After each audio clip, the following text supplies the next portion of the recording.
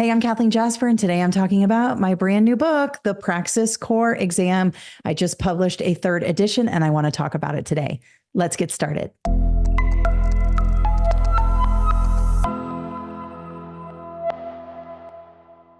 All right, so we have updated the Praxis Core study guide. Now, the old study guide was working just fine. Lots of people were passing their exams with it. However, I wanted to update this book because it had been a while and the cover said 21-22 on it. And I know that people get a little upset when it's like an old book, but still, nothing has changed with the Praxis Core. So if you purchase the older edition, you're totally fine. You do not have to purchase the brand new edition. But if you're looking to buy a study guide and you're trying to choose between mine or somebody else's, rest assured mine is the best. It is the pink book. Praxis Core is our pink book. And you can see that it is much thicker than the old book because I have beefed up the writing section. So the writing section, I added a little more information and another practice test. So now the book has 2 full practice tests for the reading, 3 full practice tests for the writing, with lots of new writing prompts too. I have tons of prompts for you to use if you're working on that essay portion.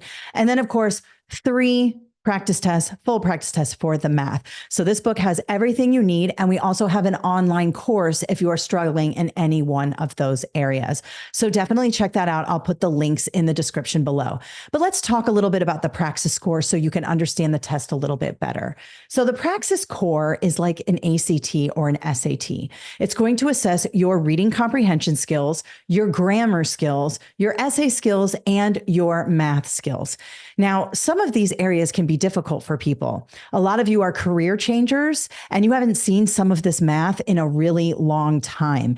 And so it would behoove you to really dig into that math section, even the grammar section. There's some old things you might not have seen, like prepositional phrases and who versus whom. You might not have seen that since the 80s, who knows? So I know it's been a long time since I was taught those things in school. So definitely work through those problems and make sure you understand where you are at in terms of your skills. Now, the level is between, like for the math, is between 7th and 10th grade. This type of math is what is expected of a 10th grader to graduate. Typically, math exams are at a 10th grade level for graduation. Now, of course, we have calculus and pre-calc and all that. That is not on this exam. But I just want you to know that they are not asking you to do anything that they would not expect from a 10th grader. So if you want to be a teacher in most states, you may have to take this exam or an exam like it. Other states have it named something different, but this is considered a basic skills test. Now, that being said, it's not that basic. I mean, it can be pretty hard. Some of the writing can be difficult. Some of those old grammar practices are really difficult. And the math can be tough, especially if you haven't been working through that in a long time. So definitely get a study guide. I recommend my study guide. Work through that. And if you need more support, we also have an online course. I also have other videos on this YouTube channel that will help you immensely. I have a grammar playlist. I'm obsessed with grammar. I go through all that. I'll link that up here. I have a math playlist, and I have free webinars where I go through this book and do some sample problems here. And I also go live and do that on TikTok and stuff like that. So if you are struggling to pass this exam, I highly recommend getting the book. And I also recommend just brushing up on those skills.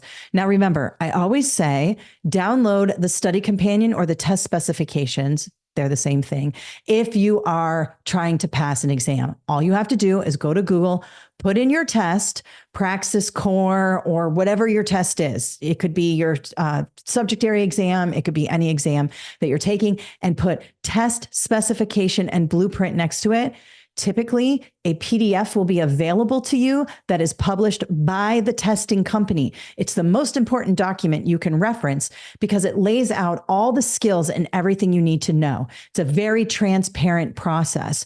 So they give you all the things that you're expected to know on the exam. And in fact, I use that document to write my books. I take every single heading, every single skill, and I make sure I expand on that in my books so that you are prepared for the exam on test day. Now, remember, I have no idea what test you're going to get. I have no idea what test questions you are going to get.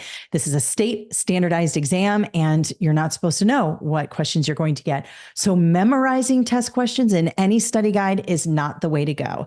You should be understanding the skills and the concepts that you are presented and being able to answer them in a variety of ways. For example, you might be tested on a grammar concept in paragraph form, or it may be underlined in one sentence. You might be required to correct it, or you might be required to eliminate it. It's still the same skill. It's just being presented in different ways. In math, you might be presented with geometry in a word problem or in a diagram. It all depends on what test you get. They have item banks full of items that could be deployed on any one of your exam forms. So memorizing test questions in the back of a study guide is not the best way to go. I highly recommend you work through each section closely, identify where you're low, and then zero in on those skills and really work those skills. Now, another thing you can do with this study guide is use the practice test to measure your readiness. So since there are multiple practice tests in here, I recommend taking one of the full-length practice tests before you start studying. For example, let's say you're in the math section of the book. I recommend taking practice test 1 in the math section as a pretest. You don't have to look at the answer explanations, just grade it because you can reuse it later. So in the study guide, you can see these very detailed answer explanations. In there, I give you the category that the question is from. So you can go back and say, that was really confusing. Let me go back into that content category and study more on that. So that's thinking like a test maker. Remember, I always say, think like a test maker, not a test taker. Really understand where those skills where you're low in and go there. So take that first math test or first writing test or first reading test and use it as a baseline. Figure out where you're low, go in, work through that, then take practice test 2. See if you went up. If you went up, you're moving in the right direction. If you are at a 75% or higher, I always say you're ready to take the actual exam. That is kind of the safe zone. If you're lower than that, keep working. It takes everybody different amounts of time to study for this test. Some people just need a quick refresher and work through a study guide and they got it. Others have struggled in math and reading their whole lives, and it's going to take a little bit longer. Now, be sure you're going easy on yourself. Not everybody is going to get to the finish line at the same time. Peaks and valleys. Sometimes we have it one day and we don't have it another. I recommend carving out 20 to 30 minutes a day and doing incremental practice over longer periods of time than trying to cram it all in on a weekend. That being said, I know you are a busy teacher. You're probably a mother or a father or an auntie or something else, and you have a lot going on along with being a teacher, along with studying for your certification exams. So just take it slow and just remember, you have time. You need to get going, but you have time. Don't beat yourself up. Don't get down on yourself. Everybody needs different support in different areas. It's all good. You will make it. I believe in you. I know you can do this. So don't forget, brand new pink book, Praxis Core. It's got these cool designs, looks super professional, and it's full of resources, practice test questions, practice tests, detailed answer explanations, and think like a test maker strategies to help you pass your exam. Thank you so much for being here. Leave your questions or concerns in the comments. Have an awesome day.